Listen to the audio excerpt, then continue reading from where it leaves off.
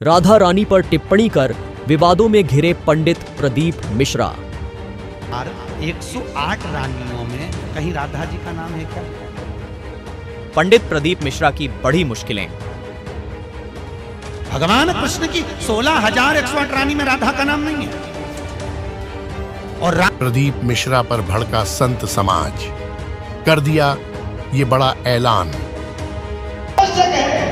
कि मेरी मति मारी गई थी, इसलिए मैंने श्री जी के चरणों में अपराध किया है। जब तक ये दोनों बातें प्रदीप मिश्रा द्वारा नहीं कही जाएगी, तब तक पूरे ब्रजमंडल 84 कोस में उनका प्रवेश निषेध किया जाता है। कथावाचक पंडित प्रदीप मिश्रा द्वारा राधा रानी को लेकर दिए गए बयान पर खड़ा हुआ विवाद थमने का नाम नहीं ले रहा है।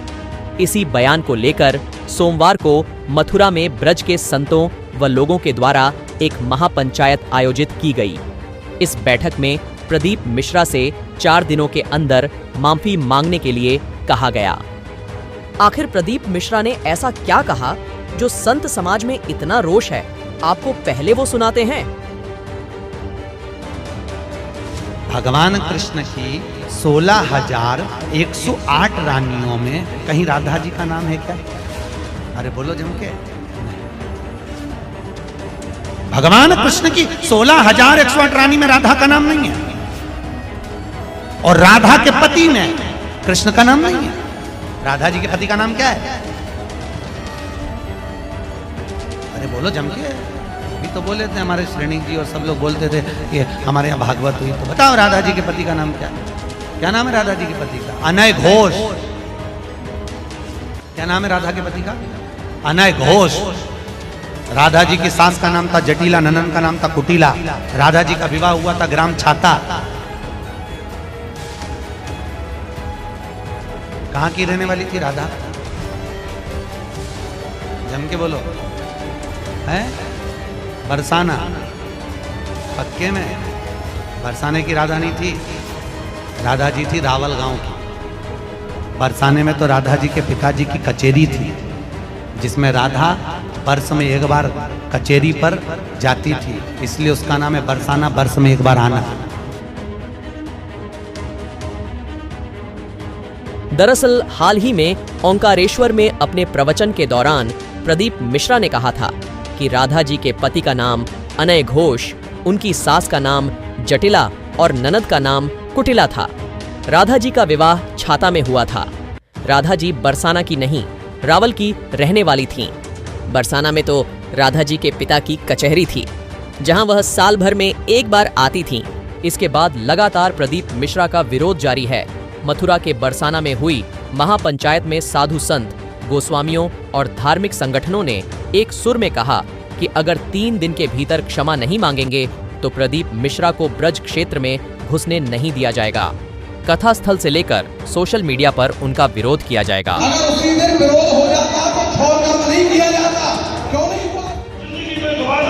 कभी हमारी राधा रानी के खिलाफ, हमारे सनातन धर्म के खिलाफ कोई भी भाई टीवी टाइम के लिए कैमरा की जगह छोड़ दें। हमारे भागवताचार्य, हमारे महाराज जी, जितने हमारे पूज्य संत हैं, सब आगे और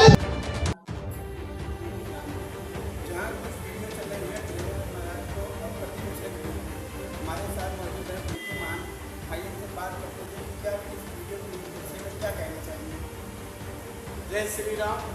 मैं महामंडलेश्वर महंत कृष्णदास पंथी रामकांत।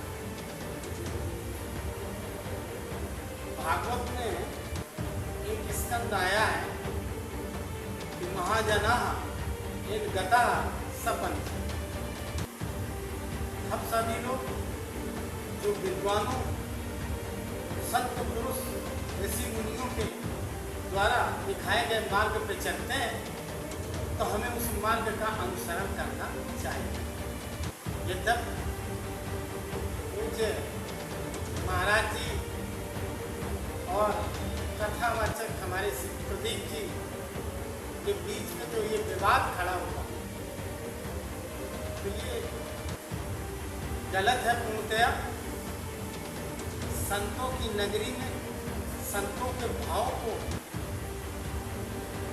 इस तरीके से प्रदूषित करना ये किसी विद्वान की व्यवस्था नहीं हुआ करती।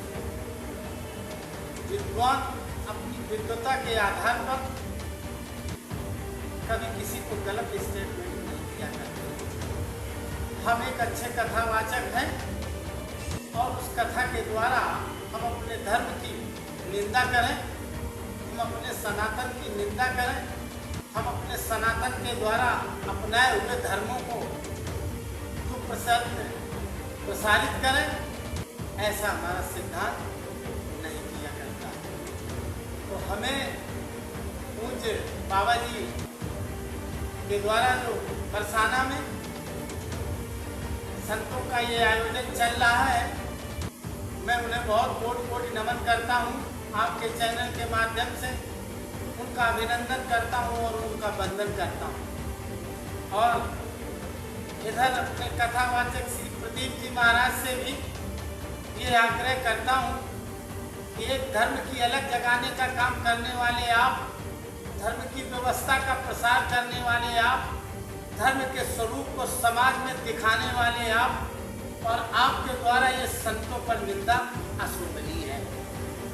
इसी के साथ मैं ये कहता हूँ कि सभी लोग सनातन धर्म से जुड़ें, सनातन धर्म की रक्षा करें और सनातन धर्म का प्रचार करके अपने बच्चों को सनातनी बनाने का कार्य करें। राधा रानी और महाराज जी के बीच में कोई ये बतावे कि बरसाना क्यों नाम रखा गया, बरसाने क्यों लोग जाते हैं। अगर ये सब प्रक्रिया वहाँ नहीं हुई तो आज उसे जनता क्यों अनुसरण कर रही है।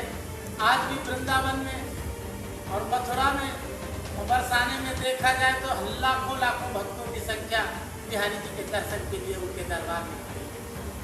आस्था नहीं है, श्रद्धा नहीं है तो दुनिया में सब कुछ नहीं है, सब बेकार है। कर्म की प्रधानता को लेकर जब हम चलते हैं, आज हमारा सनातन धर्म हम अपने छोटों को जब बताएंगे जिस चीज़ को, तभी तो वो उसका अनुसरण करेंगे। ये बहुत गलत चीज़ है और गलती प्राय इंसान से हुआ करती है। अगर उससे गलती न हो तो वो भगवान का स्वरूप धारण कर सकता है। तो अगर गलती हुई है कोई तो उस गलती को स्वीकार कर लेना भी एक हमारा धर्म है। इसी के साथ मैं अपनी वाणी को विराम देता हूँ। जब वो निरंतर जय सिया राम। महंत जी बताया जाता है कि जो वहाँ का पंडाल लगाया गया है चल रहा है, मेरा कहना यह है कि अगर प्रदीप मिश्रा जी 4 दिन के अंदर अगर क्षमा प्राप्त नहीं करते हैं तो वन पर जितने भी महान सब धरने पर और भी बैठ जाएंगे और भी लगाएंगे। हमें तो ये लगता है कि पूज्य प्रदीप जी को वृंदावन बरसाना जाना चाहिए और जाने के बाद संतों की शरण में उन्हें रहना चाहिए। संतों से आशीर्वाद को प्राप्त होगा। भगवान के बाद दूसरा स्वरूप है तो कोई संत क्यों भी हम संत के रूप में, संत को संत के रूप में भी हम भगवान के दर्शन करते हैं। लेकिन ये दर्शन तब प्राप्त हो सकते हैं जब हमारे सुपात्र कर्म होंगे, सुव्यवस्थित हम होंगे, व्यवस्था के तहत होंगे, हमारा धर्म होगा, हमारा संस्कार होगा और हमारा समर्पण होगा, तभी हमें परमात्मा के दर्शन। जैसा कि आपने देखा हमारे बीच महाराज ने बताया है प्रदीप मिश्रा और प्रेमानंद महाराज जी के बीच में जो बातचीत चली है उसके लिए अब ये देखते हैं कि क्या निर्णय लिया जाता है। कैमरामैन अनुज श्रीवास्तव के साथ